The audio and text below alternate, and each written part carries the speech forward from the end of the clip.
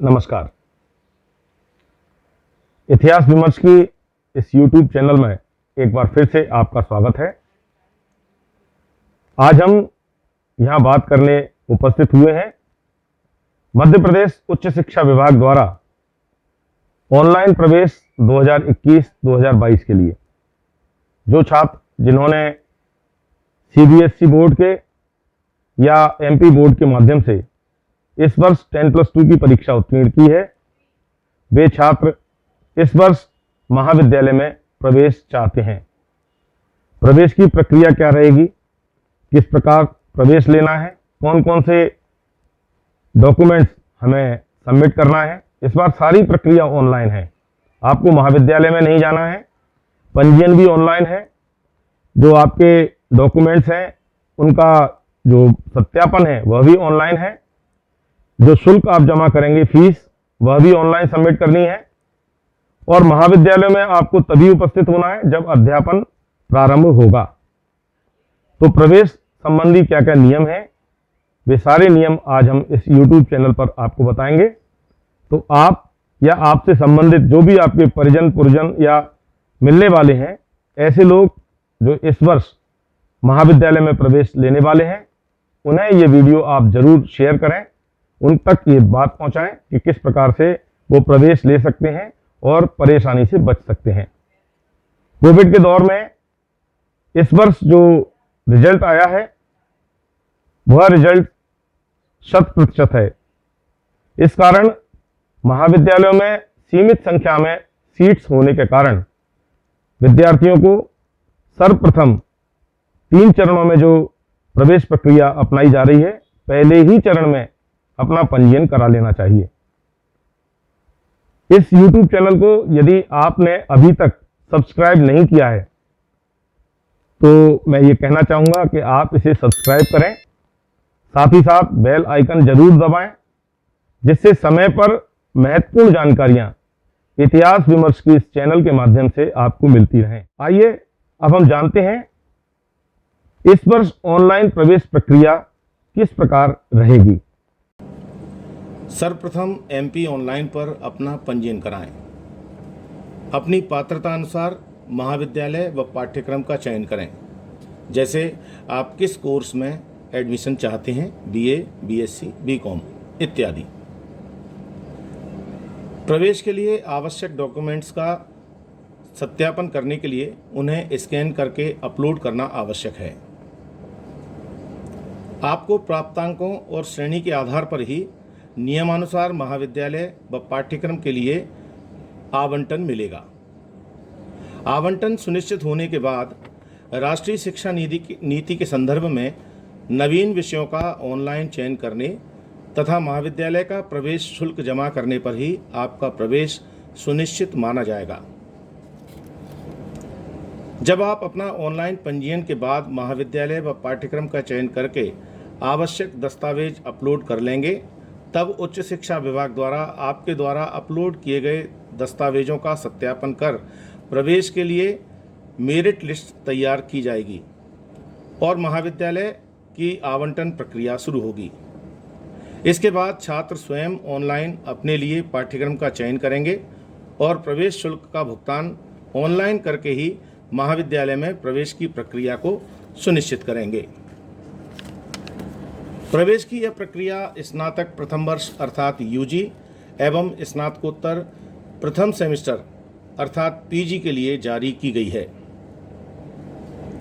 प्रवेश के लिए अब किसी प्रकार का कोई आयु प्रतिबंध नहीं है। किसी भी उम्र का विद्यार्थी निर्धारित प्रक्रिया को अपनाकर नियमित प्रवेश प्राप्त कर सकता है।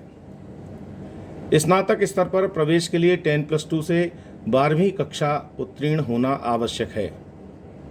यदि कोई छात्र स्नातक स्तर पर अपना संकाय परिवर्तित करता है तो मेरिट लिस्ट जारी करते समय उसके उत्तीर्ण होने के प्रतिशत से 5% अंक कम कर दिए जाएंगे। ऐसा जब आप फैकल्टी चेंज करेंगे। जैसे उदाहरण के लिए यदि कोई विद्यार्थी PCM का है और वह BA या BCom में भाग लेना चाहता है या प्रवेश लेना चाहता है और PCM में इंटर में उसके 60% अंक हैं, तो बीए या बीकॉम करने की स्थिति में उसके प्रतिशत से 60 में से 5% अंक घटा दिए जाएंगे और 55% अंक ही उसके मान्य किए जाएंगे। लेकिन यदि वह बीएससी करता है तो उसके पूरे के पूरे 60% अंक माने जाएंगे। 10+2 विज्ञान के विद्यार्थी सभी प्रकार के स्नातक परीक्षाओं में प्रवेश ले सकते हैं। उसके लिए वे पात्र हैं, चाहे वो वाणिज्य हो, कला हो, विज्ञान हो, बीबीए हो, बीसीए हो, सभी प्रकार के।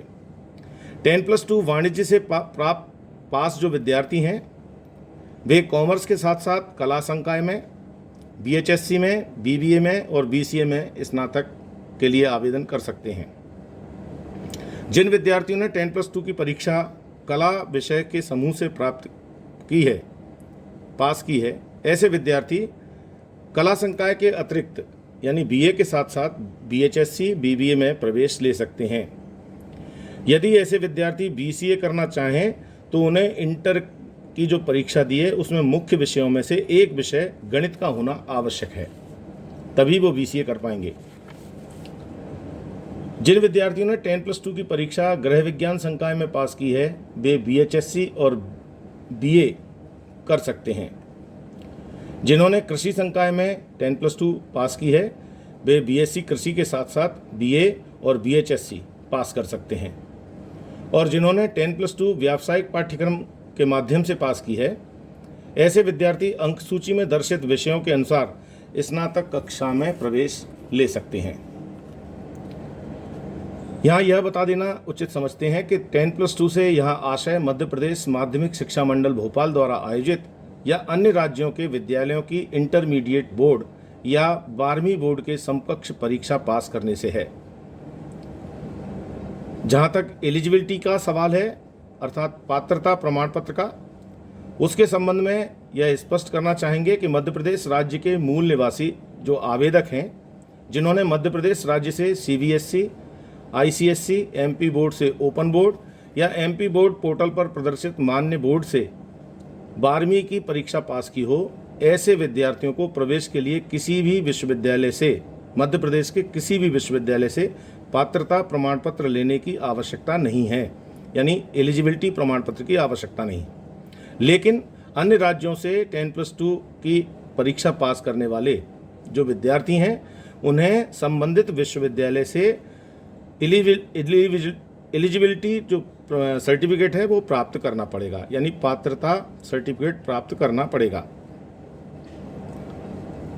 मध्य प्रदेश माध्यमिक शिक्षा मंडल भोपाल के माध्यम से जिन विद्यार्थियों ने पूर्व में हायर सेकेंडरी की परीक्षा दी है और पास हुए हैं 11वीं की परीक्षा में, ऐसे आवेदक भी चाहें तो इस वर्ष नियमित प्रवेश प्राप्त कर सकते हैं। स्नातकोत्तर स्तर पर भी इसी प्रकार से सारी प्रक्रिया को फॉलो किया जाएगा।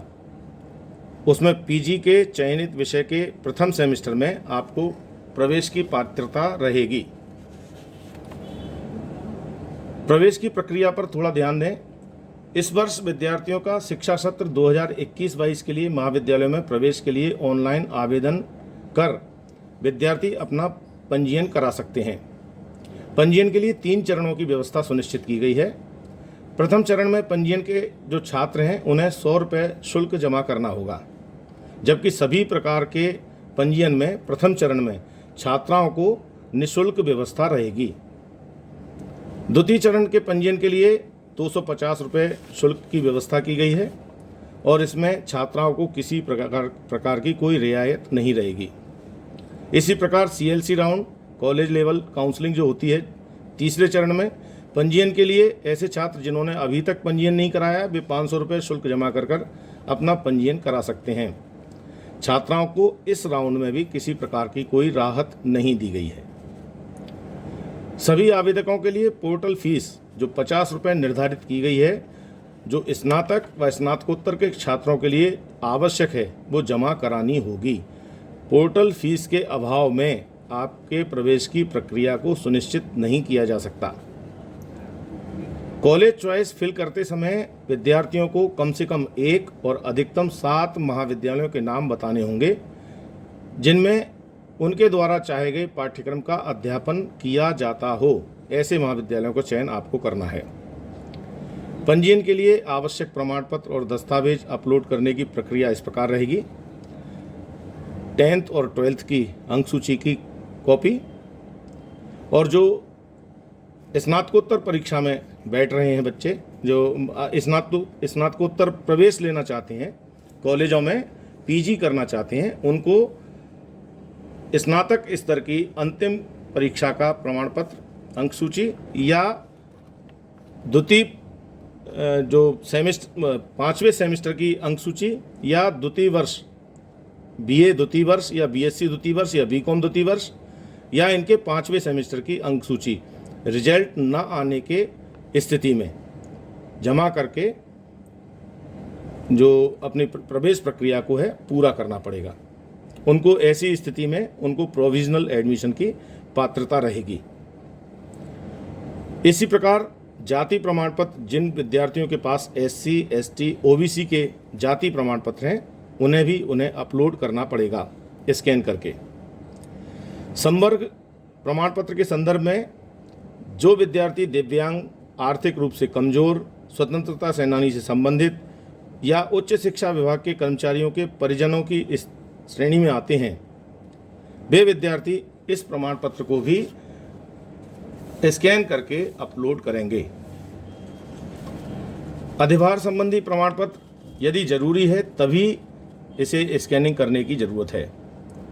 12वीं की परीक्षा उत्तीर्ण करने वाली इंटरनेट की अंक सूची जो है वो मान्य रहेगी, क्योंकि अभी मूल अंक सूचियाँ नहीं आई हैं। रिजल्ट बहुत जल्दी आया है, बहुत अभी 2-3 दिन पहले ही आया है, इसलिए मूल अंक सूची न होने पर आप इंटरनेट की अंक सूची से काम चला सकते हैं। स्नातकोत्तर वाले जो विद्यार्थी हैं, चूँकि उसका भी परीक्षा परिणाम अभी नहीं आया है, तो वो द्वितीय वर्ष की या 5म सेमेस्टर की अंक सूची स्कैन कराकर दस्तावेजों का सत्यापन करा सकते हैं और प्रावधिक प्रवेश प्राप्त कर सकते हैं। जिन छात्रों ने मध्य प्रदेश बोर्ड से 10वीं या 12वीं की परीक्षा पास की है, उन्हें मूल निवासी प्रमाण पत्र स्कैन कराने की आवश्यकता नहीं है, किंतु ऐसे विद्यार्थी जो मध्य प्रदेश के निवासी होने के बाद भी दूसरे अन्य राज्यों से 10वीं और 12वीं की परीक्षा पास कर चुके हैं, उन्हें मूल निवासी प्रमाण पत्र आवश्यक रूप से अन्य दस्तावेजों के साथ स्कैन कर अपलोड कराना होगा।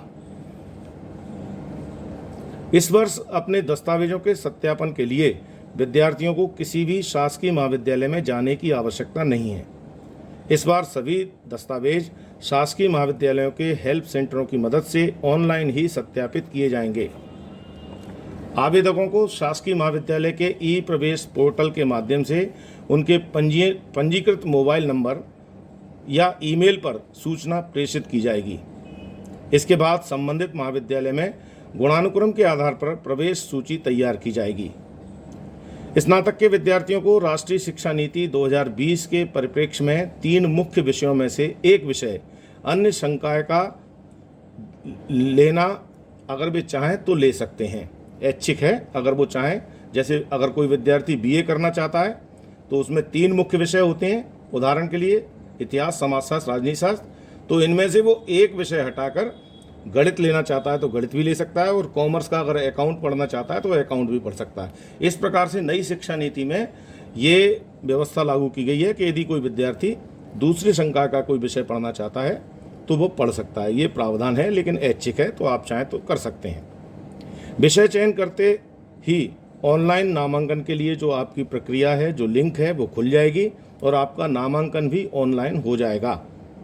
प्रवेश के समय 1000 रुपये का शुल्क आपको जमा करना है, जिसमें नामांकन शुल्क जो है वो सम्मिलित रहेगा, और यह 1000 रुपये जमा करते ही आपकी प्रवेश प्रक्रिया पूरी मानी जाएगी।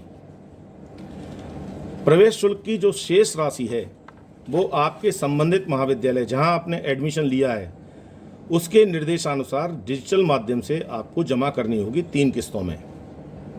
जिन विद्यार्थियों को मुख्यमंत्री मेधावी योजना, मुख्यमंत्री जन कल्याण शिक्षा प्रोत्साहन योजना या कोविड-19 बाल कल्याण योजना का लाभ मिलना है, उन्हें नियमानुसार इसकी पात्रता रहेगी। विद्यार्थियों को ऑनलाइन एडमिशन स्लिप प्राप्त करने के बाद महाविद्यालय में उपस्थित होने की आवश्यकता नहीं है। जिस समय महाविद्यालय में अध्यापन कार्य प्रारंभ होगा, उसी समय एक निश्चित समय सीमा में विद्यार्थी अपने मूल दस्तावेज महाविद्यालय में जमा कराएंगे, जैसे टीसी है, जैसे आपकी जाति प्रमाण पत्र इत्यादि हैं। ये आपको मूल प्रमाण पत्र उस समय महाविद्यालय में जमा कराने होंगे। ऐसा न करने पर उनका प्रवेश स्वतः ही निरस्त माना जाएगा। और यदि इंटर परीक्षा पास करने में आपका एक गैप है तो आपको गैप सर्टिफिकेट भी लगाना पड़ेगा। एक शपथ पत्र आपको देना पड़ेगा कि इस सन से लेके इस सन तक मैंने किसी महाविद्यालय में कोई अध्ययन कार्य नहीं किया है। प्रवेश के द्वितीय चरण में छात्र जो पंजीयन करा सकते हैं, जिनका किसी कारण से प्रथम चरण में पंजीयन नहीं हो सका, ऐसे छात्र द्वितीय चरण में अपना पंजीयन करा सकते हैं। लेकिन उनको ये पंजीयन प्रक्रिया फिर से वही एक नए सिरे से प्रारंभ करनी होगी। उसी प्रकार से जाना होगा जैसे अपन ने प्रथम पंजीयन प्रक्रिया अपनाई थी, उसी प्रकार से पोर्टल पर जाकर पंजीयन कराना और आगे के दस्तावेजों का स्कैन करके सत्यापन कराना। ये पूरी प्रक्रिया पुनः उनको फॉलो करनी होगी। इसी प्रकार सीएलसी राउंड में तीसरे चरण में महाविद्यालयों में जो शेष बची हुई सीटें हैं उन पर प्रवेश दिया जाएगा। इसमें प्रथम और द्वितीय चरण में जिन लोगों ने अपना पंजीयन नहीं कराया है वे तीसरे चरण में पंजीयन करा सकते हैं। और उसके बाद महाविद्यालय मेरिट सूची जारी करेगा और उस प्रवीणता सूची पर, वरीयता सूची के आधार पर ही सीएलसी राउंड में कॉलेज में आपको प्रवेश दिया जाएगा। यदि आपने पूरा शुल्क जमा कर दिया है और आप किसी कारण से अपना प्रवेश निरस्त कराना चाहते हैं तो 100 रुपये काटकर आपकी राशि वापस कर दी जाएगी। पंजीयन के लिए जो 3 चरण बनाए गए हैं उनमें इस प्रकार से व्यवस्था रहेगी। 1 अगस्त 2021 से 12 अगस्त 2021 तक प्रथम चरण की पंजीयन प्रक्रिया जारी की जा रही है। इसमें ऑनलाइन दस्तावेजों का जो सत्यापन है वो 2 अगस्त से लेकर 14 अगस्त 2021 तक आप करा सकते हैं। द्वितीय चरण में 28 अगस्त 2021 से 3 सितंबर 2021 तक आप अपने पंजीयन को करा सकते हैं। इसमें ऑनलाइन दस्तावेज सत्यापन करने की जो तिथि है वो 29 अगस्त से लेकर 5 सितंबर 2021 तक रही है।